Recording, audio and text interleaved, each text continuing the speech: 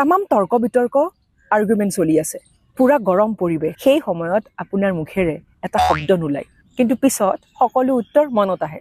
কিয়? কেতিয়াবা আপোনাৰ লগত এনেকুৱা হৈছে নেকি? তৰ্কৰ সময়ত আপুনি একেবাৰে চুপ, কিন্তু ঘৰলৈ আহি 2 ঘণ্টা পিছত মনত পৰে, এনেকে ক'ব লাগিছিল, এইটো উত্তৰ দিব লাগিছিল। এয়া আপোনাৰ বুদ্ধিৰ সমস্যা নহয়, এইটো আপোনাৰ মগজুৰ স্বাভাৱিক প্ৰতিক্ৰিয়া।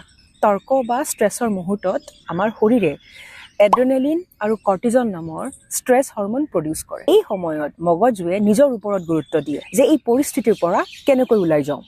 ফলত যুক্তি বিচৰা, সঠিক শব্দ বাছনি কৰা আৰু পুৰণি তথ্য মনলৈ অনাৰ যিটো ক্ষমতা, সেয়া সাময়িকভাৱে কমি যায়।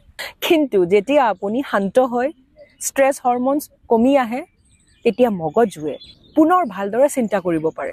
আৰু সেইবাবে তৰ্ক শেষ হোৱাৰ পিছত হঠাতে মনত আহে যে এইটোৱে সঠিক উত্তৰ আছিল। পৰাপক্ষত তৰ্ক বিতৰ্কৰ পৰা দূৰত থকাই ভাল।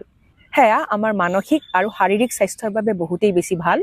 কিন্তু তৰ্কত যদি সঁচাকৈয়ে জিকিবলৈ বিচাৰে, জোৰে চিঞৰিব নালাগে, শান্ত হৈ থাকিবলৈ শিকক। যিমান শান্ত থাকিব, সিমান ভালদৰে আপোনাৰ মগজুৱে চিন্তা কৰিব, সঠিক শব্দ বাচিব আৰু যুক্তি আগবঢ়াব পাৰিব। বিজ্ঞানেও এয়া প্ৰমাণিত কৰিছে যে শান্ত মগজুৱে উত্তেজিত মগজুতকৈ বহু সময়ত ভাল সিদ্ধান্ত লয়। সেয়েহে তৰ্কত জিকাৰ সৰ্বশ্ৰেষ্ঠ উপায় বহু সময়ত ডাঙৰ মাত নহয়, শান্ত মন এটাহে আচলতে।